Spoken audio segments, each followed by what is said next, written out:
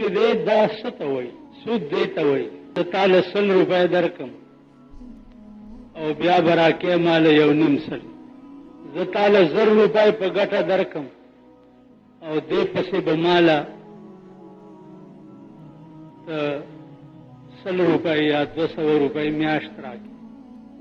کور والی ګاڼه 1 لک روپۍ یا 2 لک روپۍ خپلې پیسې د دا مانی پرتی وي او د هغې کرایه خوري، دا سود دی. دا بانډونه چې دي اوس دنیا په دې قهر اخته ده، ښځې او نر. تا د 100 روپو بانډ اغوستی دی او هغې پسې 10,000 روپۍ راووتې. د دې 100 په بدل کې دا 10,000 په کومې خوشحالۍ کې دي؟ دا سود دی. زما عزیزانو ځمکه دې واغسته ګاڼه، ستا پیسې اماني پرتې دي او د هغې حاصلات او د هغې فصل ته خورې، دا سود دی. په دې باندې یو بل صورت دی، 1000 روپۍ تا کړې او 1000 روپۍ ما کړې او تجارت هم شروع کړو او ګټه او تاوان دواړو کې زه او ته شریک یو، دا سود نه دی. د کوم شي په ګټه او تاوان کې چې شریک نه، دا سود دی. دا اوس حکومت چې کومه کټوتي کوي سیونګ اکاؤنٹ باندې یا فکس ډپازټ باندې چې کومه منافع لګي د هغې نه 2.5% کټوتي کوي. مثلا 9% تعالی 100 پسې فایده میلاو شوه او 2.5 روپۍ درنه حکومت د زکات په نوم باندې کټ کړي، نو دا باقي 4.5 روپۍ چې دي دا په کومې خوشحالۍ کې دي؟ زکات خو دې ته وایي چې د اصل مال نه به کټ کړي. ستا 100 روپۍ په بینک کې پرتې دي، د 100 نه به 2.5 روپۍ کټ کړي. زکات خو دې ته وایي. نو دا د حکومت سسټم چې کوم دی دا کمپلیټ سود دی. نو زما عزیزانو سودخور سړی چې مړ شي نو هغه به تر قیامته پورې په دې قهر کې گرفتار. په دې کې ډېر اقسام دي او ډېر تفصیلات دي پکې. دا چې ولیدو رسول الله صلی الله علیه وسلم ته فرمایل چې اوس مخکې راځه. مخکې چې بوتلو یو باغ دی ډېر ښایسته او پکې یو سپین ږیری ډېر ښکلی سړی ناست دی او مخې ته ورته ماشومان لوبې کوي. رسول الله صلی الله علیه وسلم تپوس وکړو چې دا څوک دي؟ و یا رسول الله دا سپین ږیری ابراهیم علیه السلام دی او دا ورسره مخې ته ماشومان چې لوبې کوي دا هغه دی چې په بچپن کې د کومو مسلمانانو بچي وفات شوي دي د بلوغ نه وړاندې، نو دا ماشومان به په برزخ کې یعنی د قبر په دنیا کې ابراهیم علیه السلام له چې کوم جنت قبر کې جوړ شوی دی دا ماشومان باغی سره. یو د کافرو ماشومان دي. د کافرو ماشومان چې مړ شي هغوی دپاره جهنم نشته، هغوی به په عالم برزخ کې وي، نه به جنت وي او نه به دوزخ وي، د امن یو ځای کې به پراته وي. ځکه چې د بلوغ نه وړاندې ماشومان چې دي دی څه ګناه نه ده کړې، شرک یې نه دی کړی، بل دا چې دا پیدا په فطرت اسلامي باندې دي. کل مولود یولد علی فطرت الاسلام، هر ماشوم چې دی هغه په فطرت اسلامي باندې پیدا کیږي. فابواه یهودانه ویجوسانه مور او پلار په وجه باندې هغه بیا يهودي شي یا مجوسی شي یا نصرانی شي د مور او پلار په وجه. نو چونکې دی هغه سټیج ته رسېدلي نه دي، لہذا دغه ماشومان چې دي دا به په عالم برزخ کې وي او جهنم کې به نه وي. دا خوب د رسول الله صلی الله علیه وسلم ما تاسو ته ویلي چې د پیغمبر خوب چې ده هغه هم وحی. د هر چا خوب چې دی هغه دروغ کېدی شي، لیکن د پیغمبر خوب چې دی هغه دروغ نه وي، هغه رښتیا وي. زما عزیزانو دا بیان چې څه وخت کې صحابو ته وکړو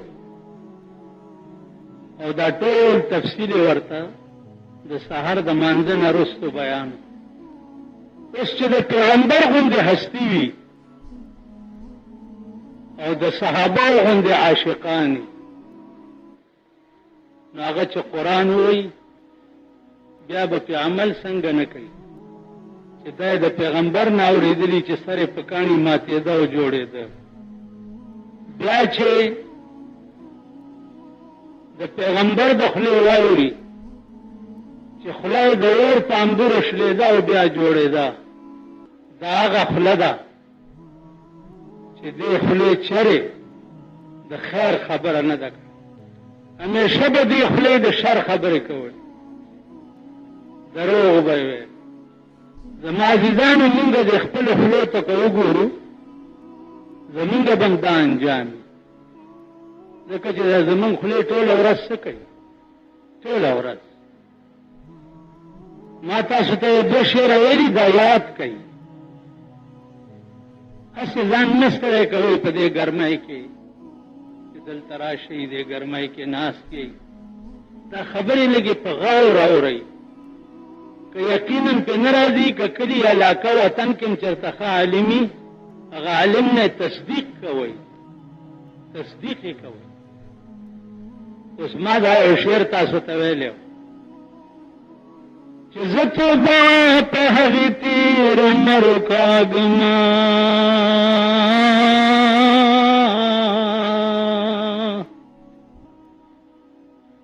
زه توبه په هغې تېر عمر کاږم چې تېر شوی د بېیاره په غفلت کې.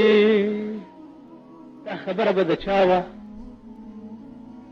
دا به د هغه چا وه چې چا به وروسته ایمان راوړو او په کفر کې به یې وخت ډېر تېر شوی و او د رسول الله صلی الله علیه وسلم خوند او مزه به یې ولیده، نو دا به یې وویل چې زه توبه په هغې تېر عمر کاږمه چې تېر شوی د بېیاره په غفلت کې.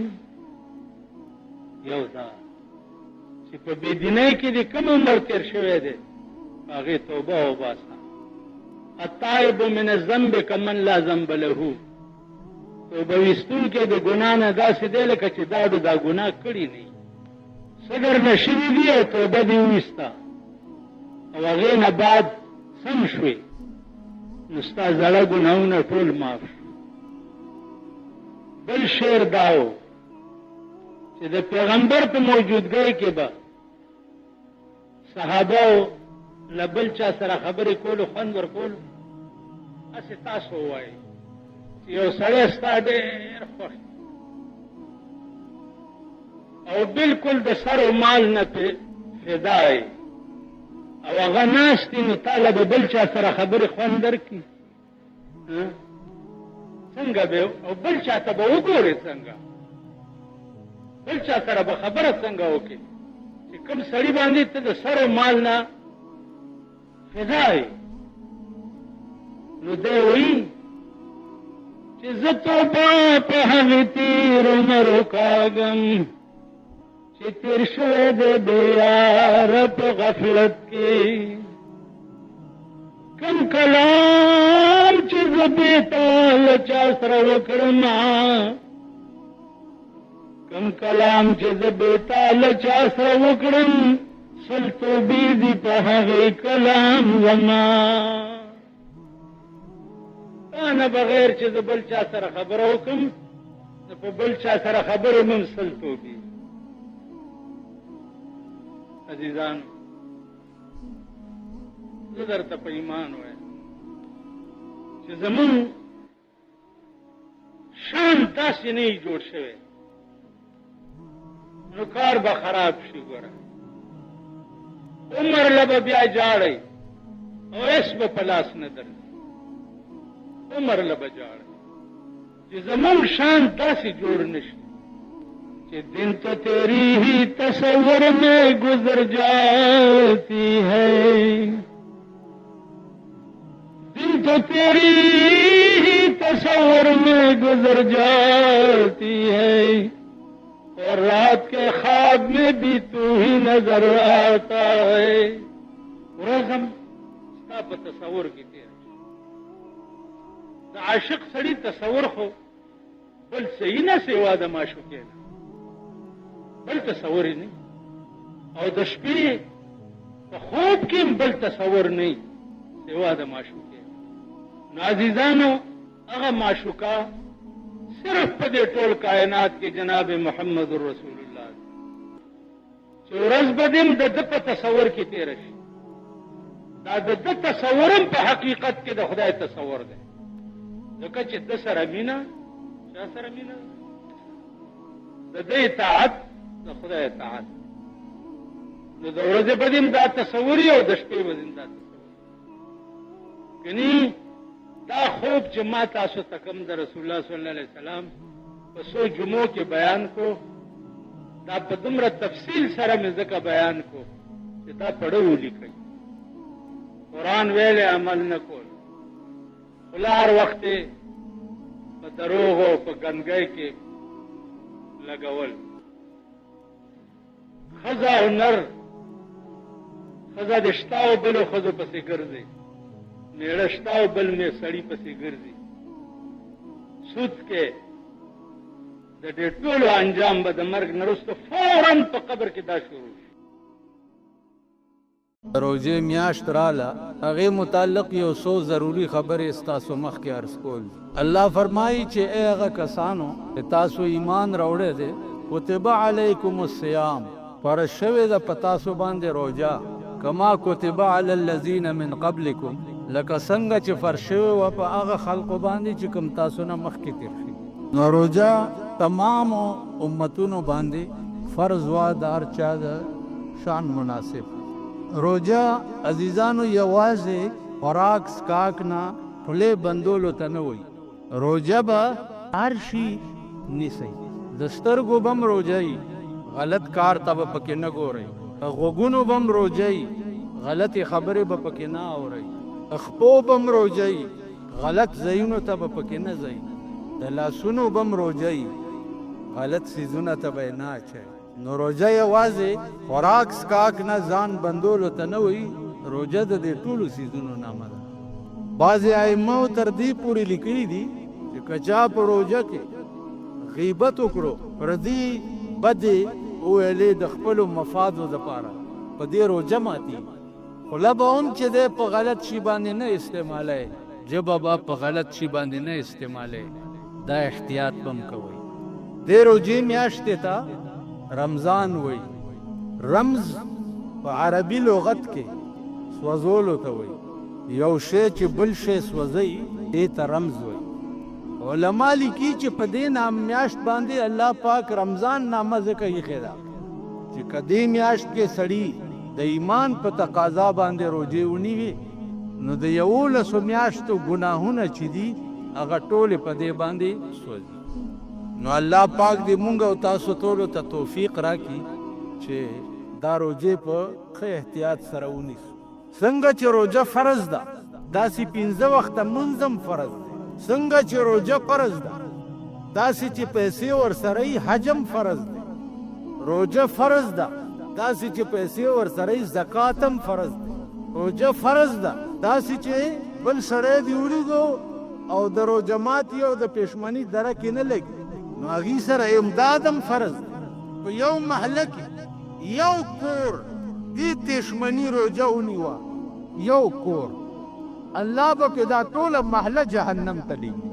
که په روژه کې یو غریب روجه ماته نو او په تا ته پته ولګېده او د هغه روجه ماتې نشته او تا وله د روجه ماتې بندوبست ونه کو الله به پې ټولو محله جهنم ته بولي او دې ته نه وایي چې روجه مو نیو او راشي د شپې حافظ پسې ودرېږئ او صاحب حافظ هم چې دی کوزه پاس کېږي او غرډی غرډی غرډی غرډی غرډی غرډی غرډی غرډی څه چل دی ختم شو ختمونه نه خلاصي زمونږ بیړه تباه ده روجه د الله تعالی یو داسې عبادت دی چې په هر عبادت کې ریا راتلی شي په حج کې ریا راتلی شي چې خلک راته اتي صاحب ووایي په مونځ کې ریا راتلی شي چې خلک راته بزرګ جمیل ووایي په زکات کې ریا راتلی شي چې خلک راته خسي صاحب ووایي هر عبادت کې ریا راتلی شي روجه واحد عبادت دی چې ریا پکې نشي راتلی که ته پټه وخورم چاته پته به نه لګي نو واحد عبادت په ټولو عباداتو کې روجه ده چې دې کې ریا نه راځي نو د دې نورو ګناهونو منهیاتو نه به پکې ځان ساتئ عزیزانو یو ټکی بل واورئ تاسو مونږ ټول غریب خلک یو غریب مزدور کار لا چې د کلي خان روټۍ وکړي مزدور به څوک په جامو کې راځي کی خان ورته روټۍ وکړي او راوې غواړي مزدور به څه نواب ورته وکړي د ملک بادشاه یو غریب ته روټۍ وکړي اورنګزیب بادشاه او د خپل ملک وزیر اعظم ته د لیچي یو څو دانې داسې په خپل لاس ورکړې نو وزیر اعظم سباله ټول رعیت ته روټۍ وکړه چې په ما پرون الله ډېره لویه مهرباني کړې ده څه بادشاه ماله په خپل لاس د لیچي دانې راکړې چرته زه او چرته د بادشاه لاس کہاں میں کہاں یہ نگہت گل نسیم صبح تیری مہربان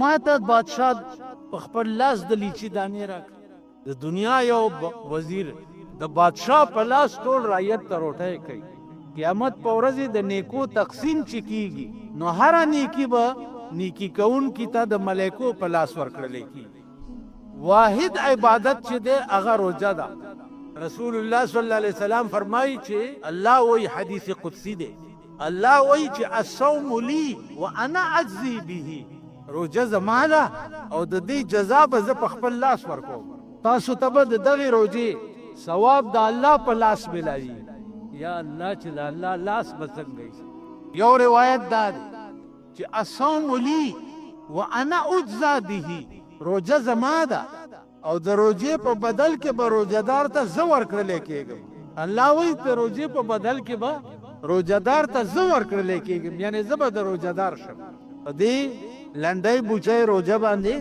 الله به ستا شي هسې وایم یو طرف ته زمونږ د عباداتو ته ګوره زمونږ د کمزورۍ ته ګوره او بل طرف ته د الله د فضل او د رحمتونو او نعمتونو ته ګوره یو ور درته کوم عزیزانو چې دا واورئ نن سبا خو روجه ماتي دپاره د خلکو څه نخرې جوړې کړي په خپلې علاقې کې چې کوم ځای اوسېږئ دا کوشش به کوئ چې هسې نه چې د روجه ماتي وختي او د چا روجه ماتی نه وي بیا به تباه شئ غرق به شئ په خپلې علاقې کې به دا سروې کوئ چې هسې نه چې څوک بې پېشمني پاتې نشي څوک بې چایو پاتې نشي نو ته به وایې چې مونږ ځان له چې څه کړي یا به بل له ورکوو دا یو سړي راته بله ورځي مونږ ځان له چې څه کړي یا به بل له ورکوو تا ځان له څه کړي خو غټه غوښه به دې پخ کړي ټیپر به دې پکې اچولي چټني مټني به دې هغې تا ځان له څه کړي خدای قسم حضرت علی او بی بی فاطمه قسم وخوړو امام حسن او حسین ناجوړو چې یا الله که دا دواړه جوړ شو نو مونږ به 3 روزې تا دپاره ونیسو دا دواړه خدای جوړ کړه دواړو روجه ونیوه چې روجه یې ونیوه چې ماښام شو دروازه کې آواز شو حضرت علی د روجه ماتي کجوري مجوري او ستوان دا برابر کړي دروازه کې آواز شو چې یتیمان یو مسکینان یو والله کوم د روټۍ درک لګي ادوارو چې ځان له څه بندوبست کړی هغه ټولو چت کو هغې له بار ور د چا هغه نیکه به یې وکړي ملا به یې وکړي یا به پیر صاحب وکړي یا به ګیرور صاحب وکړي یا به حدیث صاحب وکړي د چا مور به یې وکړي زه به داسې وکړم سبا له بیا روژه کړه په نهاره چې بیا یې روژه کړه چې ماښام یې بیا څه کجورې وغیره تیارې کړې بیا دروازه کې آواز وشو چې یتیمان یو د روټۍ درکب نه لګي بیا حضرت علی هر څوک چت کو بارې بی بی فاطمه هم ورته داسې نه وایي چې دا څه کې موږ به نه خورو نه فاطمه وکنه خاتون جنت وکنه مونږ به د خپلو انبر سره میخي چې ساتلې دي په کورونو کې دي ته به داسې وکړي تاسو په ایمان وایي به وکم تاسو به وکړئ په درېیمه ورځ بیا روژه شوه چې بیا روژه شوه چې بیا ماښام تیاری وکړو بیا دروازه کې آواز وشو چې اسیران یو د روټۍ د رقم نه لګي بیا هر څه عزت کول قرآن راغی یوفون بالنذر ويخافون يوما كان شره مستطيرا ويطعمون الطعام على